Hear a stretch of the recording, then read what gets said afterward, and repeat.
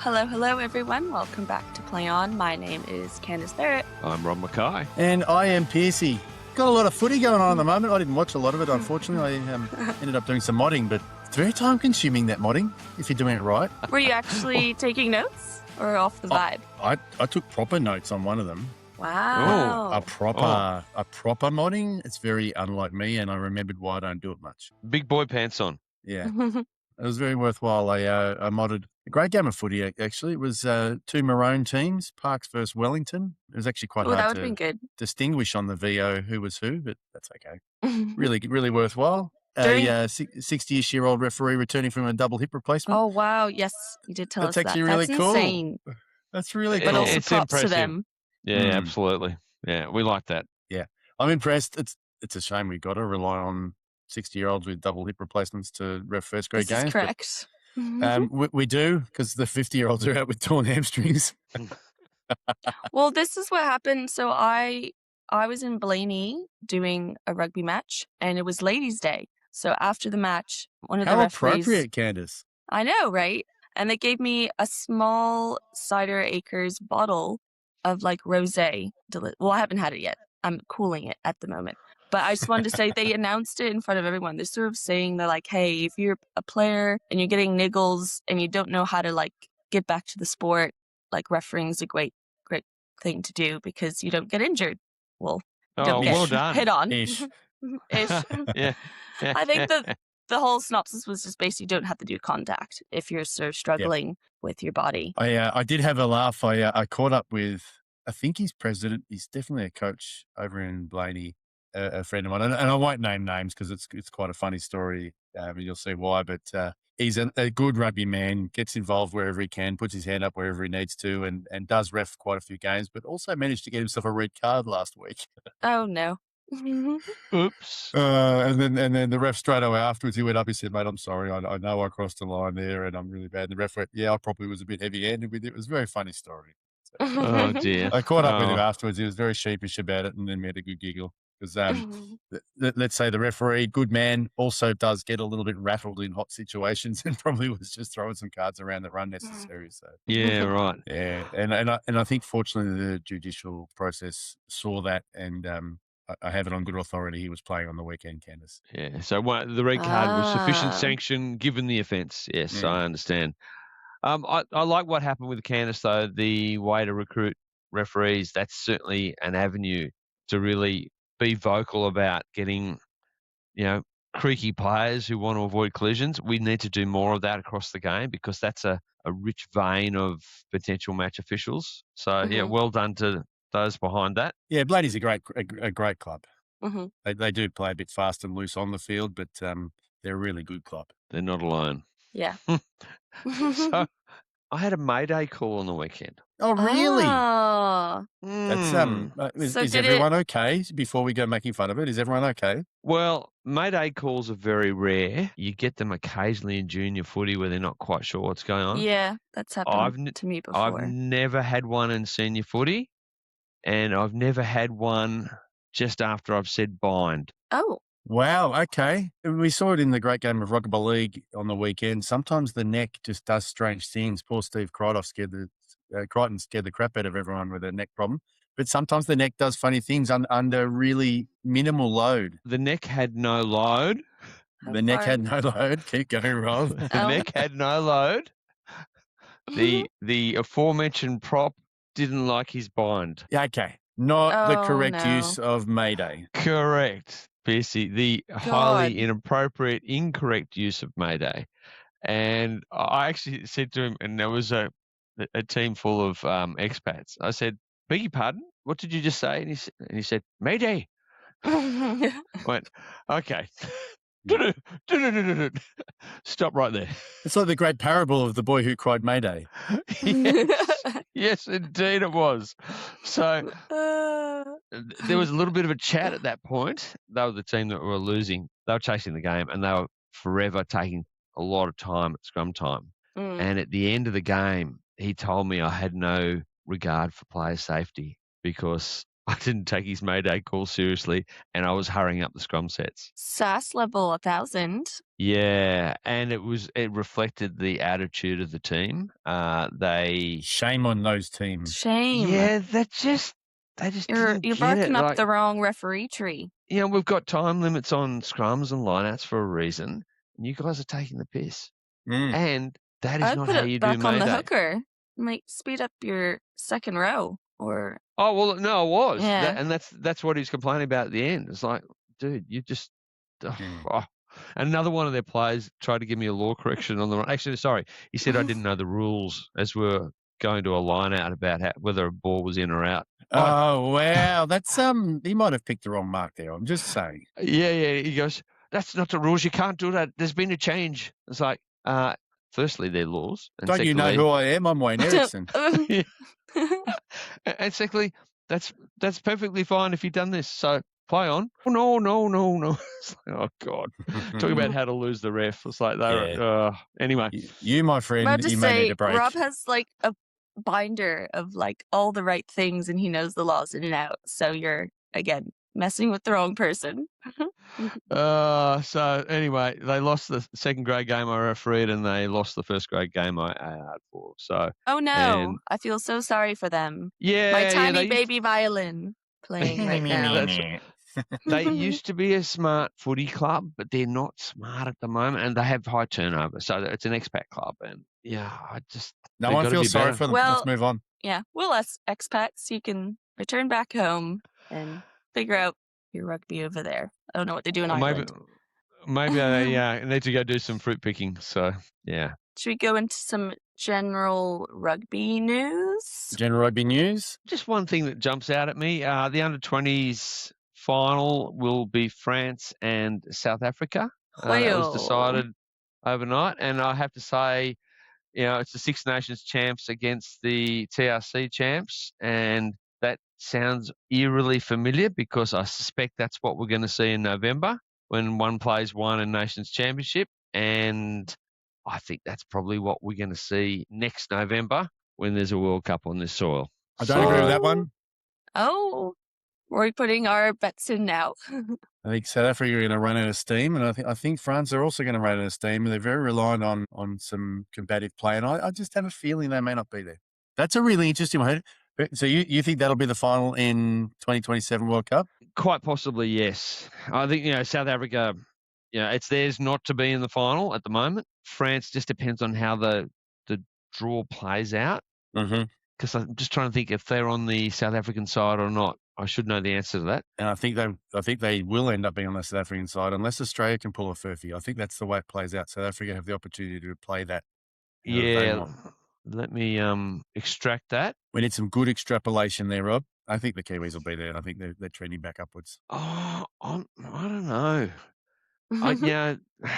They're just a bit off. They've got to beat New Zealand in a quarterfinal if we don't win our pool. Who's got to beat New Zealand? Sorry, South Africa and New Zealand play in a quarterfinal. Yes, and I think the South Africans will actually avoid that. That's what I'm saying. So I think it'll be South Africa New Zealand final. I think that the South Africans will throw their match if need be.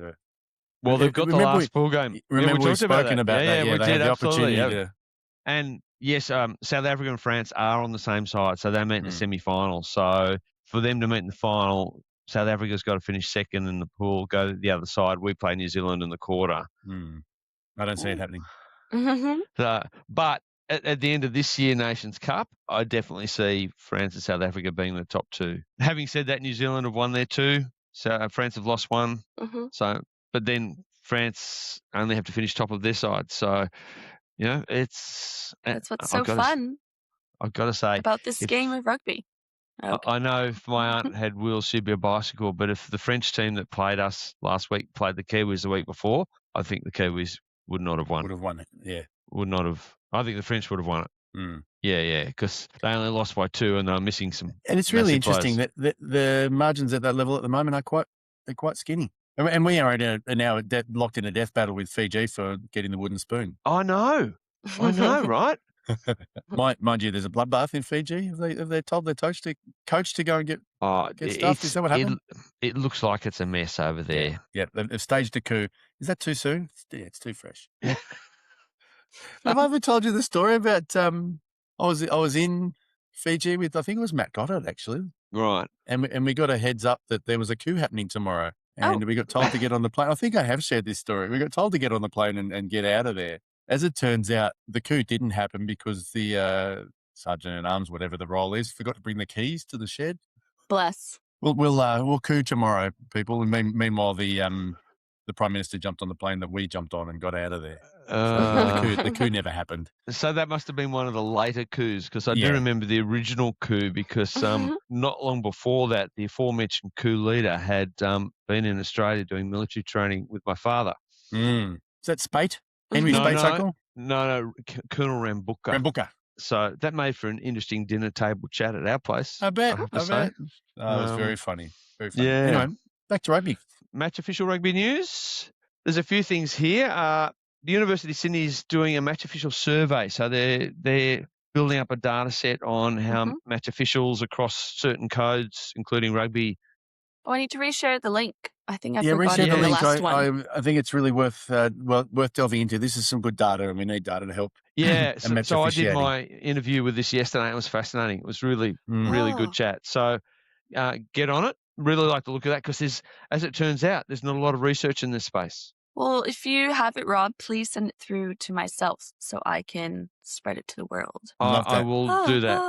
I will absolutely do that. World Rugby is debuting a fully remote TMO hub at World Rugby Nations Cup and Junior World Championship. Now, what I failed to fully comprehend when we last talked about this was in both Paris and I think the World Cup in the UK, they did have a bunker system, but it was only for foul play review. It wasn't TMO as well. So TMOs at the ground foul play review were remote. This is fully remote. Oh, wow. So your connection better be good. Yeah, well, it has been good. Generally, they've had it. I think they might have had one oopsie, but the lag is really minimal, so it's not an issue.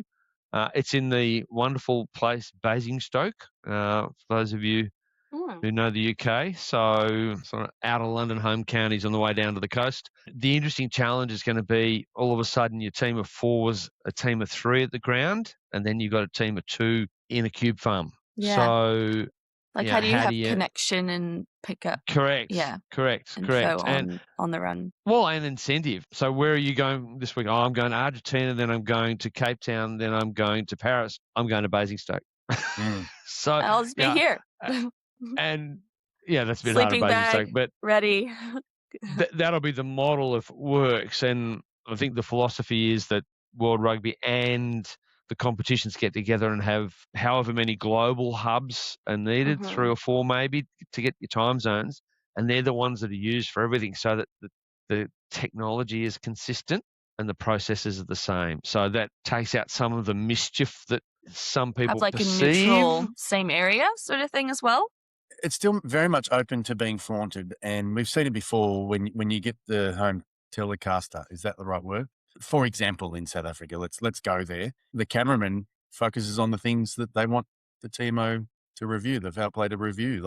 Like they have the ability to put what they want on screen, and quite rarely do they put on screen something that impacts the home team. Well, my understanding is the way this is set up, they get every camera angle straight into TMO, so there's no director involved. So the TMO controls what they see. So you don't have that partisan element. Still relies on the partisan camera operator pointing it when the let's say tall South African lock who's a little bit ethically questionable decapitates someone. The camera may not in fact point at him, but you'd like to think that because they're on ball, they have to be there until it's too late. So rarely is it the on ball one we're worried about. It's behind play, and I think we will find it's still open to vigorous interpretation from the home union. But I think it will minimise that opportunity. So it takes another, we get from sort of here to here. We're going from 90s, low 90s to high 90s, for example. So, all part of improving that part of the process. So they'll have a look at it after the juniors and the Nations Cup. and see how it goes. So it's been watched really closely for obvious reasons, because then I suspect the competitions will probably help fund it with World Rugby, so that you probably have a hub, because we're going to do it probably in Sydney for the World Cup. So you'll have a hub probably here that'll cover Asia Pacific, somewhere in the Middle East, probably somewhere in Europe, and maybe one in the Americas. Yeah. So I think it's a great concept. What we have seen in the last couple of weeks is some of the test matches, we do have a tech barrier. The Wallabies game, there was a little bit of a tech barrier to get heard, but there's also been a language barrier, which for me, that's the one that's a real worry. How do we address that? Well, and that's a controllable as far as I'm concerned. That's I agree. That's matching. Yeah. That's cohesion and teamwork. And I think there's more to do in that space. And I think it's unfortunate for match officials who don't have English as their first language, because that puts them at a handicap, unless you do a whole pod. They bring their foul play review and TMO across with them, who speak, let's say, Italian. Italian or French, or but we can't have two ARs there that don't match the language. That's really putting everyone at a disadvantage, including the spectacle itself. So we have seen a little bit of that in the last couple of weeks. And I think that's a challenge for World Rugby, because you got to get that balance between rewarding the individual MOs, but also what does the game need? So, really tricky. And look, for me, I think the Wallaby game was a great example. Like 30 years ago, we were getting those comms right, and we're not getting them right now. You're talking the first week. No, even Saturday just gone. There was a little bit of a, sorry, I can't hear you. Sorry, I can't hear you. Right. We should be getting that right. Yeah. Was that selective deafness? Yeah. So we saw it first week as well. First and second week, we've got some really clunky technology. Bok there awarding the try when on review they were trying to butt in and say, don't award the try, award the try. Yeah. And then it was Carl, wasn't it? Carl last weekend, Most recently, struggling to hear the TMO. Well, and I think the other problem too is both times you had a full house, and both those grounds, when they're full, they're noisy. But that's known that the tickets were sold. We knew that was going to happen. No, I agree. And the technology should be up to it. Yeah.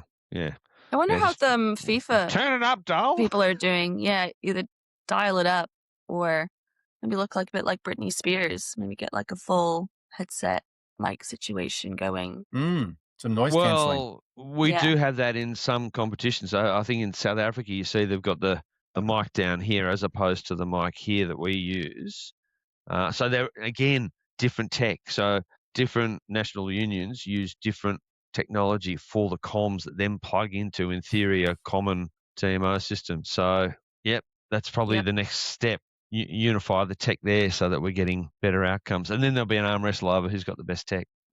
I quite like how people in NFL have it. So they're not on, and then they flick a little switch on the side and they're in charge of it, and then they'll be on and off. Can I say, how good would it to be able to say, flag on the play? I love that. You've been just hanging for that, Pearcey, haven't you? I want to be able to put a flag on the play. But I actually think you want to wear a fanny pack. That's what that's all about. That too. Hang on, I just got to get to my fanny. Oh, anyway, that's a whole nother. That's gold. Let's move on. Yes, that's another box of dice. World Rugby have set a new global standard in protecting players and match officials from online abuse at Women's Rugby World Cup 2025. So the data's come out from that. I guess it's both comforting and slightly concerning that it has to be done, but the fact that they're doing it and they're doing it well is good. They put some really serious tech in place.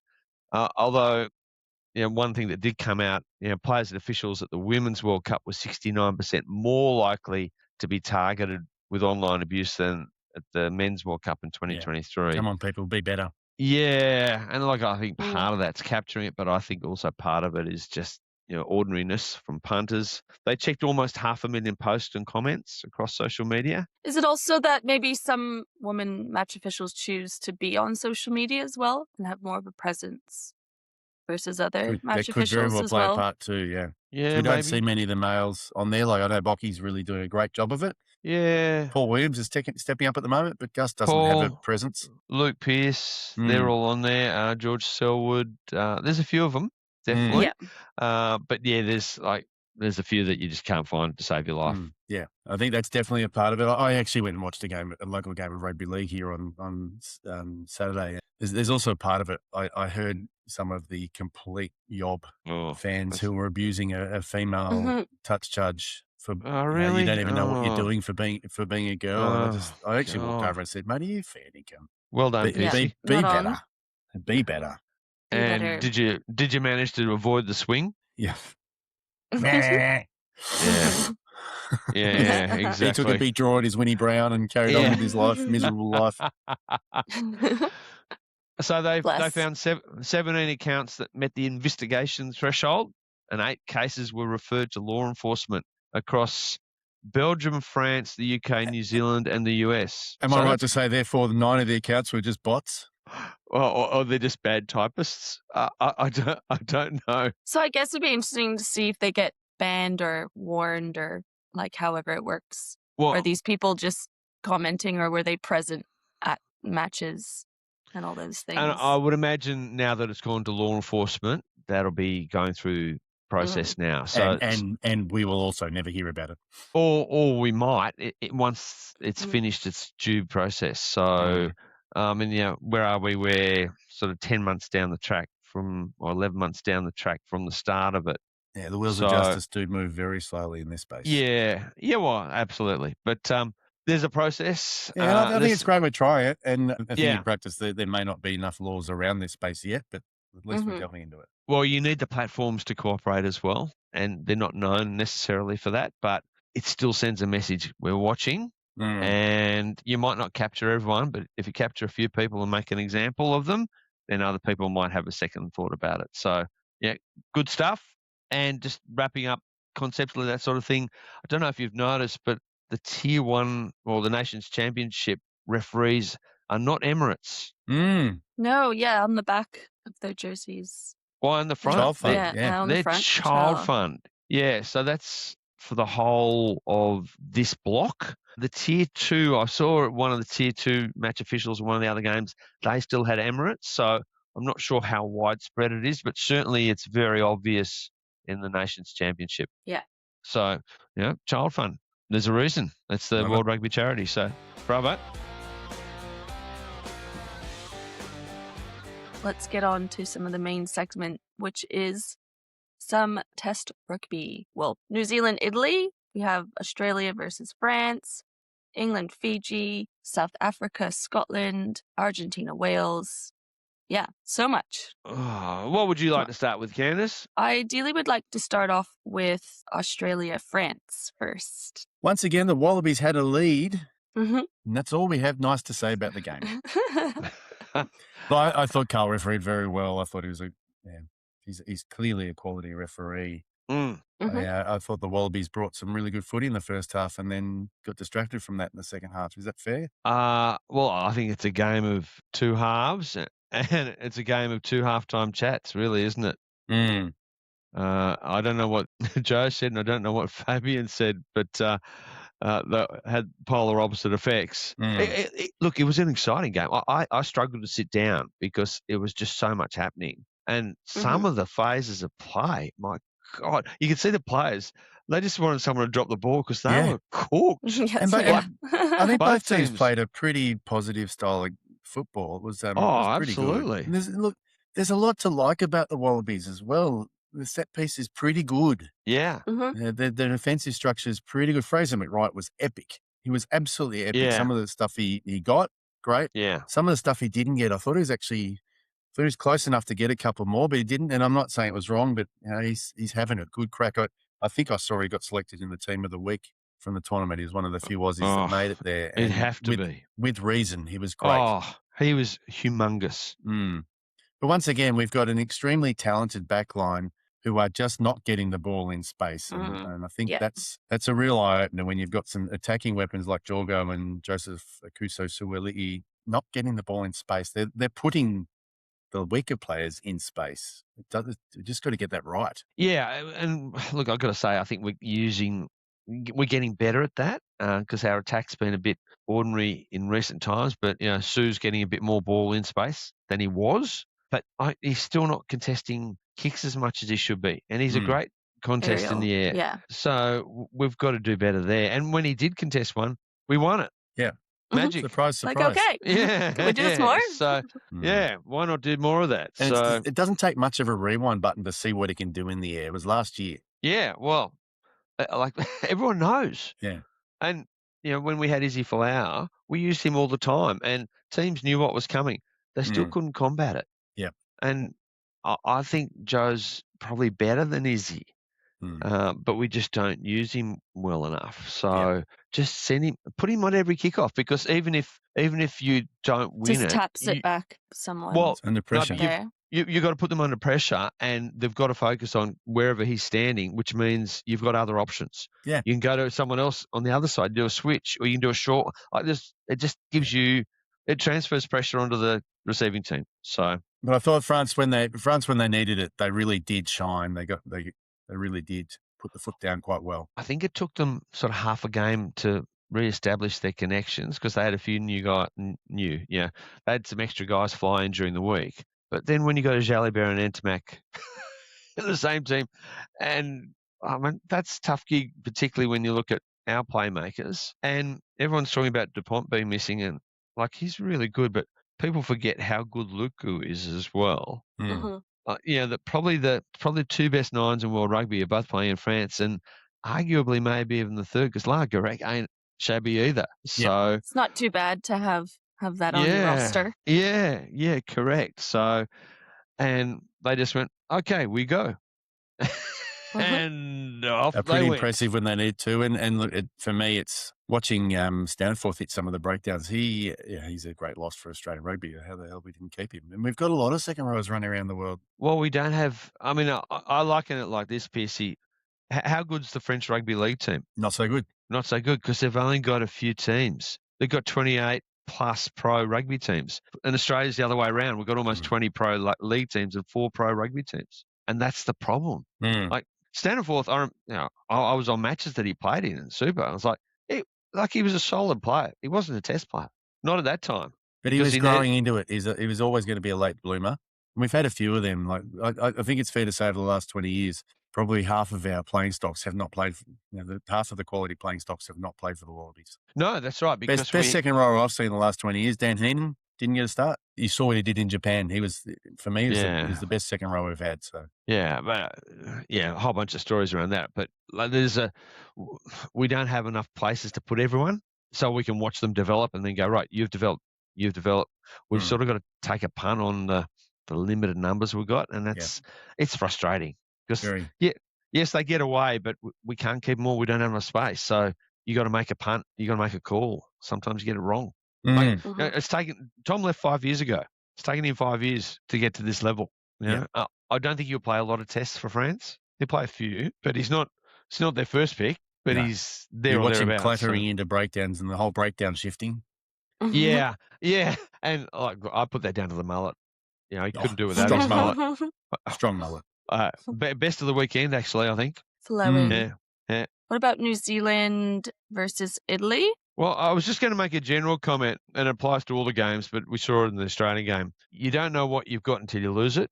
And we have been playing under the Super Rugby TMO protocols here. In the Nations Cup and Championship, we've gone back to the World Rugby TMO protocols. And I think you see the difference. We had a couple of calls in the Australia game, which came way back. Feels clunky, doesn't it? Had that been Super, that moment had passed. Feels very clunky this way. Yeah. So, and I think the New Zealand game felt clunkier. They came back for some bigger ones, and there was some stuff that really needed to come back for. It was a really messy, ill-disciplined game on reflection. Well, and the team of 4 had a lot of work to do. And again, you've got a polyglot combination there. So, English, Australian, Luke is Ramos. It's French, isn't he? It's French? Yeah, no, I think you're right.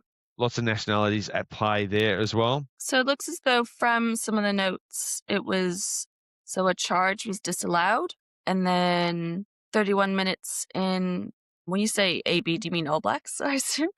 Yes. Yeah, yes. All Black player deliberately tapped ball forward or was juggling, is that trying to get it, and then deemed later that it did not go their way, I guess. Did not look like they were trying to catch it. A couple of things to unpack here. So back to your charge down, Candace. So this is at a conversion. So the kicker had a little wriggle as he sort of started his run up. Did he move his feet? Well, he moved his foot up, but didn't step. And so the charges came in and Luke waved them back. And we've seen somewhere they've been allowed to charge there. I remember one with James O'Connor, for example. Yeah, and there's a couple of law clarifications around that. Is it forward? Is it back? Is it any movement? So that was very much in the grey. Kicker probably got a little lucky there. And I think the law book says commence their run-up. Well, the law clarification talks about what the movement is, So, is having a little, like, you can move your body around as much as you like. It's your feet that count. And he's actually lifted his foot and put it back down. Oh. So, pushing the boundaries, right? So, is that testing the people that want to charge? Even your Johnny Wilkinson he tapped his kicking foot a few times. Is that starting? I think it is. Well, and in hindsight, he'd probably have to adjust that because of the current law clarification. Yeah, absolutely. So, living in the grey there. And can I say the home team got the call? Is that fair? Probably. Yes. I think in this instance, the home team was given the rubber of the green for probably no other reason. Unsure. Let's go with the home team, which is really nasty to say, but I think it's right. Yeah, it's an interesting one, right? So, and we have to judge that all by ourselves in community all the time. So back to the juggle. So this was Leroy Carter contesting a ball with a defender, and he sort of tapped it, regathered it, led to a try. So the question then became, has he deliberately tapped the ball, or was he juggling it to get possession? And judgment I think call, he's deliberately right? tapped the ball to get possession. Yes, exactly, Pearcey. I'm with you. Which is a bit of both of what you said, and I think Yes. the law's reasonably vague in that realm. Correct, it is. And so it was a judgment call by the team of four. And again, it's one of those ones you look at it and go, what does the game need? Do we want flow, play on? But at the same time, you don't want to encourage the guy tapping the ball down the field, right? So is that like, I'm just going to go like this down the field? Is that what? We need to be clear that firstly he is in possession once he's tapped it, so you can snot him. Yeah. But I think also it becomes a point where if he's using that as a control as opposed to taking hold of it, that's a different thing. I don't think he had control of it the first tap, so I'm okay with the way it was ruled. Yeah, I would rule that way one, but that's probably where the grey area sits again. Yeah, that's right. And you could see why they looked at it, because I remember looking at it live going, oh, this would be interesting. And they had a bit of a poke. Yeah. So fair enough. There's one phase of play in that game that really got me thinking. The Kiwis had an attacking play, and you could clearly see one of the Italian players down with a trainer with him. Yeah. And I've got to say, I think if it was a South African trainer and player, they would have bullied the referee into stopping play. They certainly would have been vocal, wouldn't they? They would have. Yes. No, 100%. They'd have stopped and left the referee with no option but to stop play. And I don't like that, but I think also there was probably close enough to the injured player that there's grounds for complaint there. That I think in practice we need a duty of care for that trainer and player on the ground, and maybe the duty of care is the trainers don't come onto the ground until play stopped. I don't know. There is a duty of care there on the players. Was that because the play was going the same way, and it looked like it would and be? The Italian player did not look grotesquely injured, but there's a judgment call there. If the strapper's on the field, I've unfortunately been witness to one where the trainer got trampled all over and badly hurt. So we've seen what can happen there. That was pretty ugly in a Manly game many years back. Could it also be that if you're injured, like really injured, you take a knee. If you end up getting up from that, then there's no need for you to be. Then you're not actually injured, if you know what I mean. So it wastes time, and then in between you being on the knee and getting up, a medical person might come in to check in on you. But we still But if Well, I someone's think still what was down. there were a couple of situations where they played around the injured players, and philosophically, I don't have an issue with that per se because we're trying to speed up the game. People have been taking the piss, but subsequently in both cases, after play stopped, play was again stopped for the injured players. So I think they had bona fide injuries as opposed to the prop with the, I'm tired moment. So yeah, it's a delicate balance, isn't it? Mm. You want to keep the flow, but you've got that player safety call to make. And It's good footy. It was really good footy. yeah, Good footy. and another cauldron too. So sellout crowd in Wellington in the cake tin. So it would have been noisy. It was noisy. Yeah, and the All Blacks, they went into halftime 14-10. Like another halftime Game talk. on, yeah. Oh, it was game on big time. And that's why I'm just not convinced they're quite there yet because there's bits not right. So Who gave a headbutt? Red card. yeah, one of the brothers, Kanone. Yeah. Just it was just dumb. Like, so I think it was Roygaard still on at that time.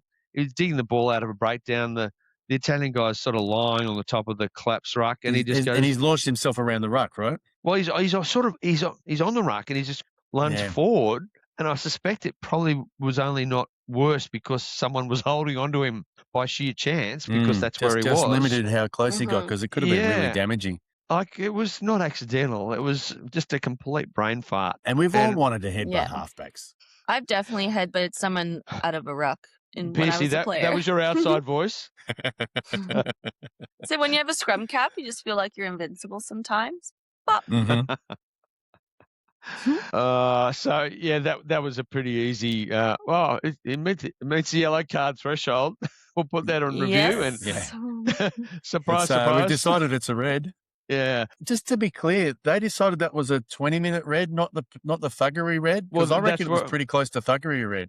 That's where I was going. So then the debate was, they did go 20, didn't they? Yeah. Yeah, they did go 20. Yeah. What sort of red is it? I wonder how close that was for the threshold. Yeah. Because the game was done by that stage. It actually didn't matter. But it's just what that player will have after. Yeah, that's right. Yeah, that's the important 20-minute absence for them. The game was done by the end of the 20-minute absence. Oh, yeah, absolutely. Yeah, definitely. We got to a situation later in the game where Italy had 15 and New Zealand had 14. So, although then... Didn't seem to worry Will Jordan. But wait, we might get him back on again because we might have had an error in that call. So the yellow card was handed out. He ran off the field. They continued play. Then the TMO came in, reversed the yellow card. He came back on the field. I did see that. That felt really strange, but it was good. I thought it was good. But we're allowed to be wrong. We're allowed to review and change. It was the right decision, absolutely. Although, again, such fine margins because they were both going for it. The Italian has probably just marginally knocked it in, but I reckon if he'd caught it, the All Black player was still knocking it down. So, What's TLDO, Rob? Try line dropout. Oh, yes. Wait. Which is actually what it's called. This was an example of the new law clarification, tidy up. So it was one of the ones where it was grey before. It's now very clearly a try line dropout. And the commentators were carrying on like Pelican. They're still calling it goal line dropout. And they're having a bit of a shot at the MOs. And I was thinking, mate, I think you need to do better because move on. You've made a few errors this game too. Just quiet yourself. Yeah. Anyway, I thought that was a pretty one-sided test, but the next one is even more one-sided. England versus Fiji. Holly Davidson had that one. I reckon Holly would have been cooking. It was a hot day. They even had a water break. I was like, what? Why are they having... No, the pasty Scottish referee needed a water break. So did some of the English people. Yeah. I feel like the Fijians would have been like, I thought if they're getting water break, they might be used to this type of weather. Maybe they could bounce back, but that did not happen. I think it wasn't a great scrum day. Just trying to make them feel at home. Wasn't just a great scrum day. Yeah, exactly. And look at who their sponsor is. So, yeah, Fiji water. They would have been pretty happy. So, that was good. I thought Holly had a pretty good game. I watched the 9-minute highlight version of this and seemed very, very one-sided game. Yes. I did enjoy Marcus Smith. The ball bounced off the corner post and bounced onto like the try area. And then the Fijian player was just staring at it. pointing. And then bless the AR, just saw good old Marcus Smith tap it down. And yeah, I really enjoyed that try. I saw a lot of the Fijian scrum going backwards on roller skates. Or just straight down. Yeah, their shape wasn't good there. I mean, maybe their scrum's a metaphor for their coaching politics. Yeah. But yeah, Holly was all over it. She was just like penalties, free kicks, multiple free kicks. Obviously, that ends up being into penalties. So I think, it was hard to have a flow because of, scrum day wasn't great. The end bit, there was a red card. I haven't been able to see it yet, but my understanding is there was a 9 player who I think someone was on him, so he just either kicked the back of his leg and it was a pretty innocuous lash out with the boot. It was a red card, but it wasn't going to kill anyone. Which team? Fiji. See, I think it was against Genge, if I'm correct. Yeah. Oh, it's probably understandable. Once again, we've all wanted to kick Genge. Yeah, correct. He's an honorary 9, isn't he? Especially a 9.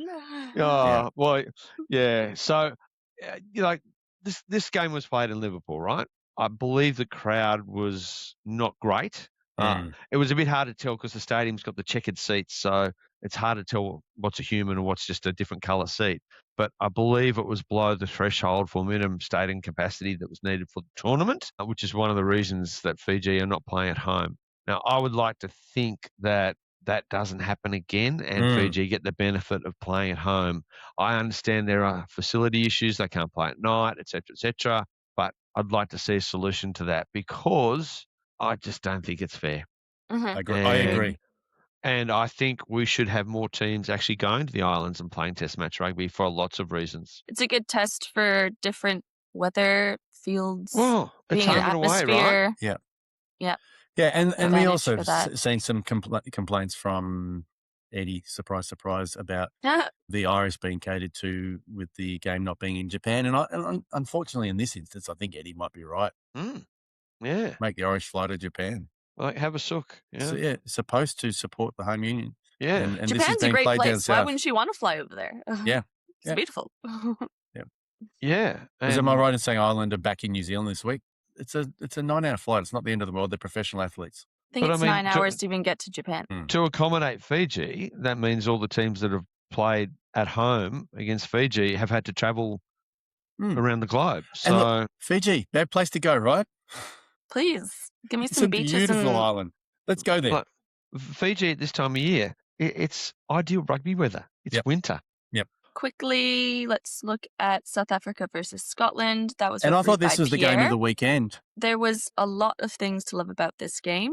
So try line, dropout, Scotland. Yeah, the kicker was taking his drop goals well in front of the line, which we see every now and then. It's a tidiness issue. He's not really gaining an advantage except the goal posts were out of play. So the sanction for that is a scrum, but in practice it's not really. It's a tidiness issue. I've always, as a motto, I say don't blow that one, but manage the shit out of it.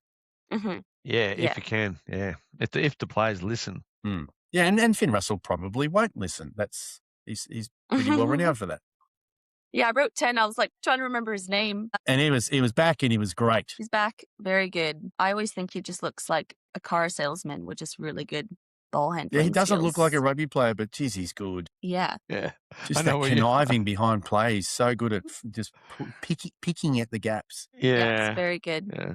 For everyone, I reckon you should all look 33 minutes in to the game. Scotland set up a maul in open play. And it's not South Africa, everyone. Yeah. They rassied. And I've just had a look at the clip of it, and they did it really well. They drew the players in, and the South Africans, you would imagine, should have role-played how that was defended, and they got it wrong. Yep. That's just and they poking the bear, isn't it? Yeah. That's really poking I the think bear. they should deserve double points because of that. Yeah. If that's something you can do. There'll be a miraculous hour of video highlights that appears on YouTube from somewhere, on the African continent. Can we say Pretoria? I could not possibly comment. I'm telling you. I'm telling you now. There was a yellow card. So South African, so they're always leading with their head in this counter ruck in particular. Yeah, and it's very hard not to lead with your head when you're horizontal. But, exactly. but the South Africans have a knack of also using it as a battering ram. Yeah. Yes.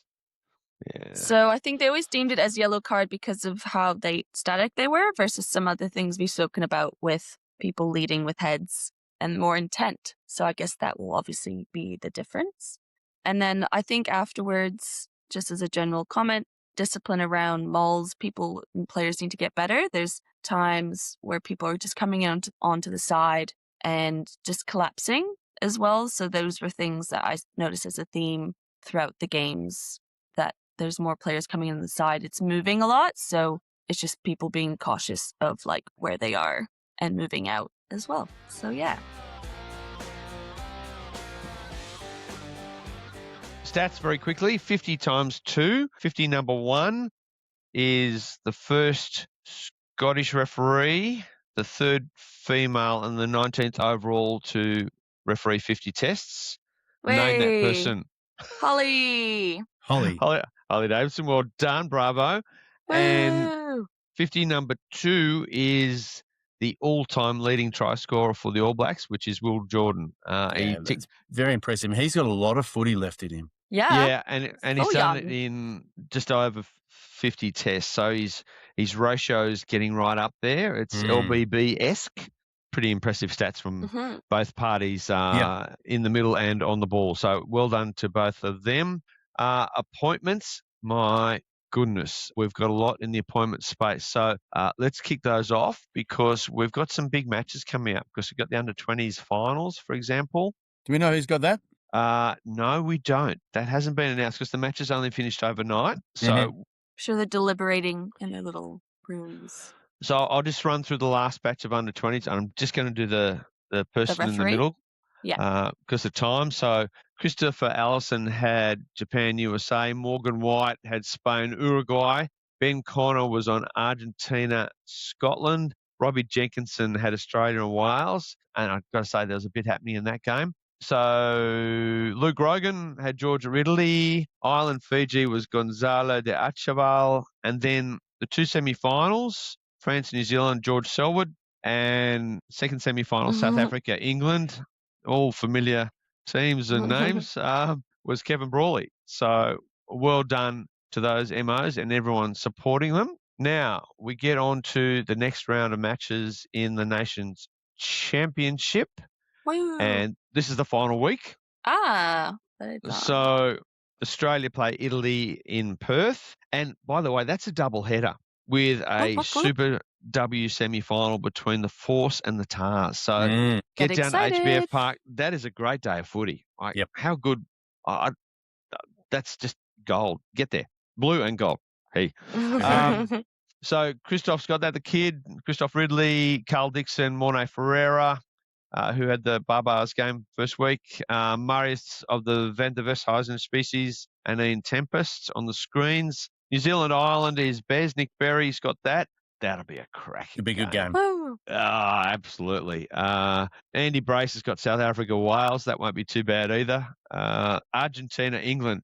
Now, this has got some nuance to it because Argentina and England, they love each other. They love each other. They fought a war over a lump of rock, but this will be following on from some other tournament that's got Argentina playing England a day or two before. I hadn't made that connection. Yes. Wow. Goodness me. Just this other little tiny tournament that's going on. So we've got a double up happening here. So Argentina, England. Can I say I'm on Argentina for both? Me too. Play the Pumas.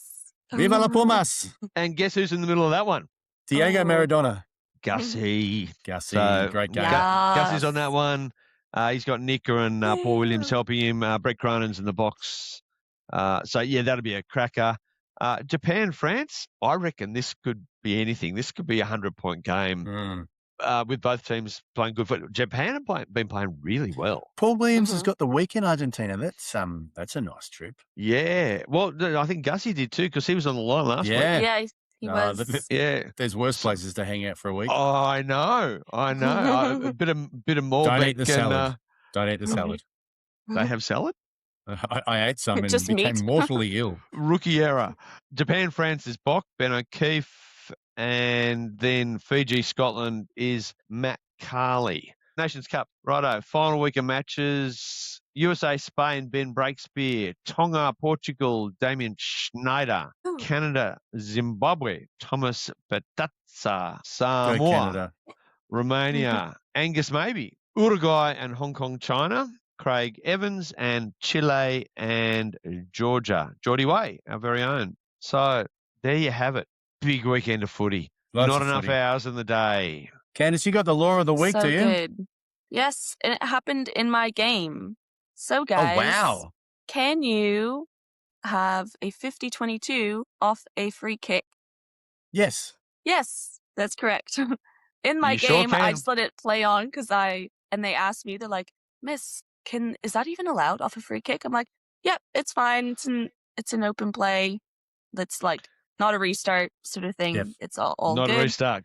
Good answer. So, guys, law 18.8A. So when you go to that, Hey. there's Hey, there's a beautiful table. So a player in their own half kicks the ball indirectly into touch, and the opposition is 22.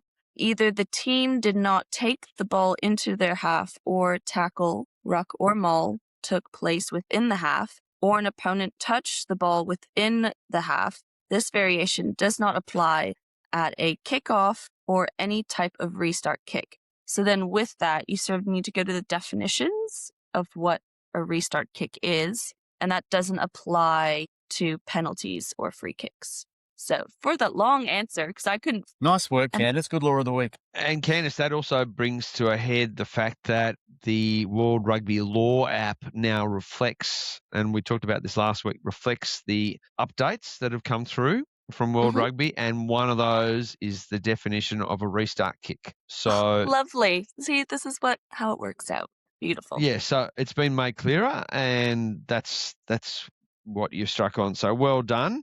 We love clarity. Don't Stay we? away from the It's as grey. clear as clear could be for me, Rob. I think the law book is extremely clear. I've never had it explained as anything other than clear. Such a simple game. So simple. It is. How hard can it be, Pearcey, right? Alrighty, guys. With that, we had a beautiful long hour of listening to our beautiful voices. Thank you, So team. thank you so much for tuning in. And we have more rugby to watch. And stay tuned next week for more match official news. Thanks, Candace. You're a bloody sensational as usual. Rob, Thank you. you've been better, but that was pretty good. I'm consistently consistent. Yeah, I was ill-prepared as What? usual. I love it. I thought you were as prepared as you usually are. Yeah, ill-prepared. Yep. Jouet.